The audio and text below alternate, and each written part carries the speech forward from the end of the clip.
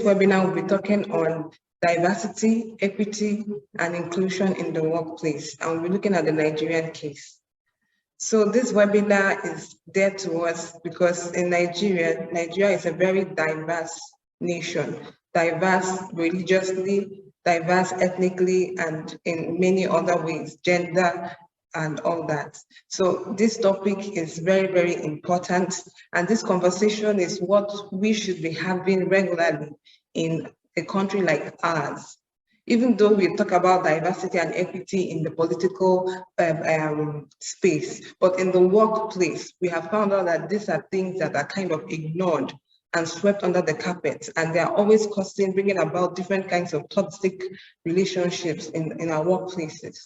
We also find out that it's the root of so many unethical things that happen in the workplace and injustices. So it's high time we start speaking out and understanding this concept of diversity.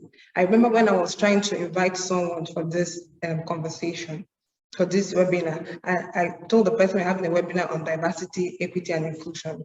She said, "What is that about? Is it about women?" Or so it's a lot about, there's so much to be said about this topic. So we want to really understand what this concept, this principle of diversity, equity, and inclusion is all about, and how it helps us in the workplace, because the workplace is a very important place.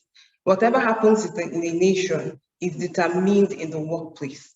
What happens in the workplace directly and indirectly impacts the economy, it impacts families, and it shapes the outcome of any nation. When you have global standards around diversity, equity, and inclusion, how do you translate those standards in different countries, right? And oftentimes, and Obichukwu and I will talk about this a little bit more, but oftentimes the assumption, particularly the American assumption, is that, oh, we're always right. Our sense of what DE&I means should be everybody's sense of what DE&I means. And that's really ignorant, one, and it also can be very dangerous. So we work with them to help them really think about what DE&I means in different contexts.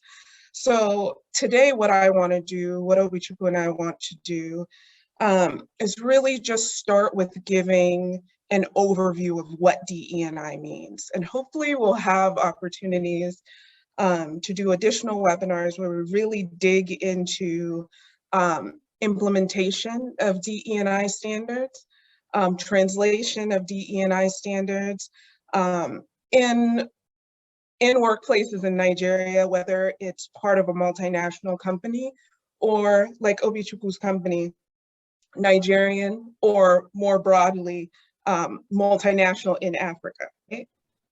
So it's really just thinking about how have we set up systems that without even our own biases, which we all have, right? The systems themselves create discrimination or discriminatory, or the systems themselves are excluding people. And you'd be surprised that there's very much, there's systemic sexism, absolutely. There's systemic, well, in the US, systemic racism, very, very much so, right? So there's systemic issues that we have to address, both on a national level, but we can start in our workplaces. There are very real systemic issues that we can address in our workplaces. And then, of course, if we're talking about collectively, if we're talking about systems, that starts with individuals. So that starts with each one of us, right? So that starts with us as leaders making decisions around changing systems, right? That means as leaders, we interrupt bias. That means as leaders, we daily promote DE&I.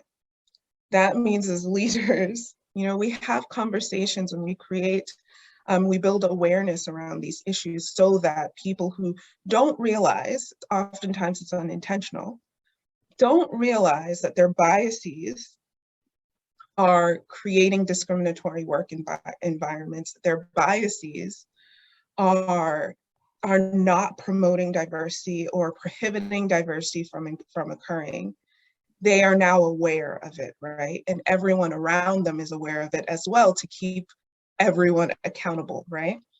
So the individual levels where it starts, but we can't do everything by ourselves. And that's why we have to work on systems.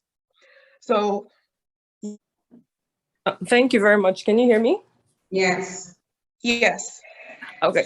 Thank you. Sorry, I was trying to type with one hand, so I wasn't that fast.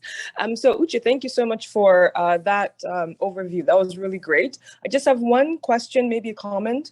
I understand the race and gender implications of DEI or EDI, as we call it in Canada.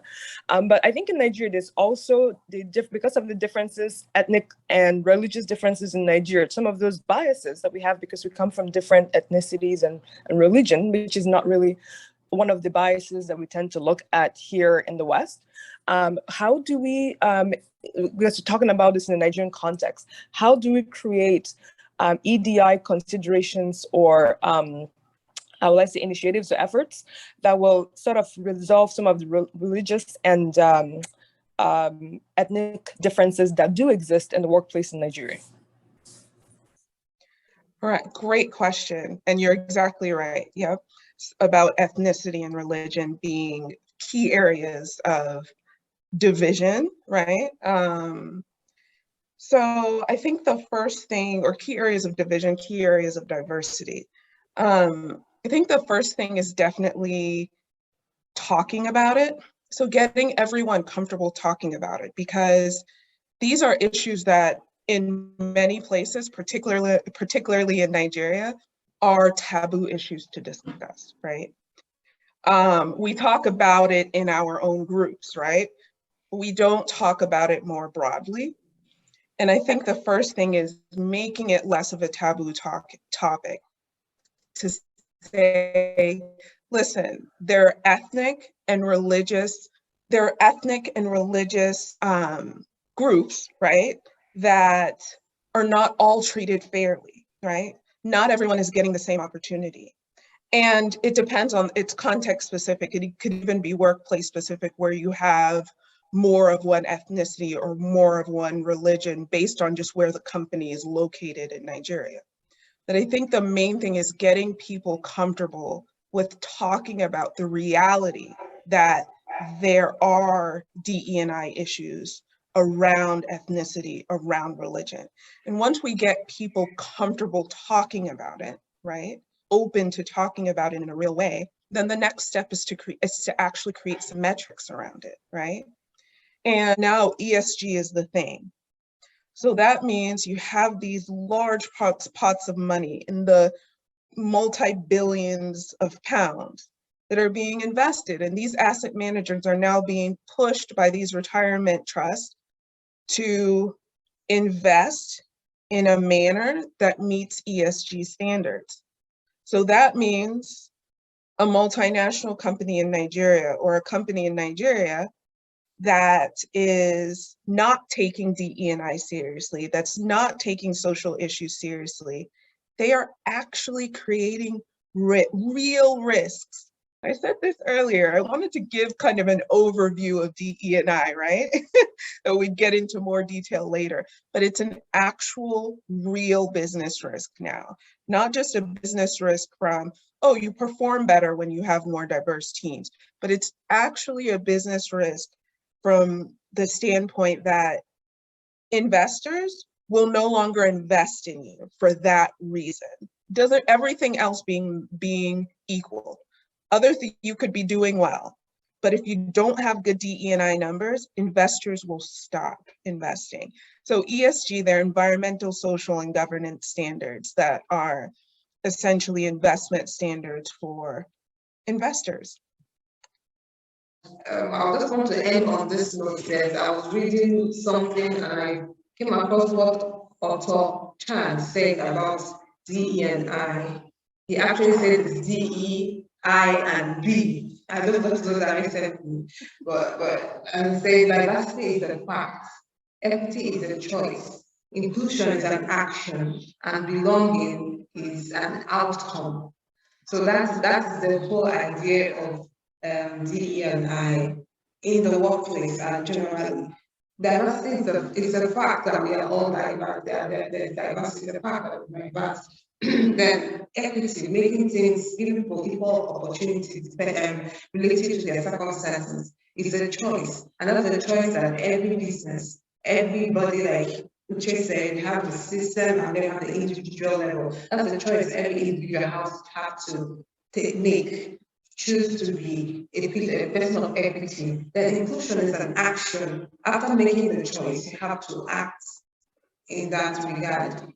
Embrace diversity and also act equitably. And then when you do that, everybody will feel belong. We will have a sense of belonging, and that is what we need in our country, Nigeria. When we have a feeling of not being, of not belonging, when you have that feeling, it makes you, that's what creates the toxic environment of workplace. That what makes people leave. And you have a lot of exit, people are exiting their place just because of they don't have the sense of belonging. So that is really the outcome of DE&I. When we all do what we have to do, there will be a sense of belonging and people will make more profits, people will work better, performance will be high.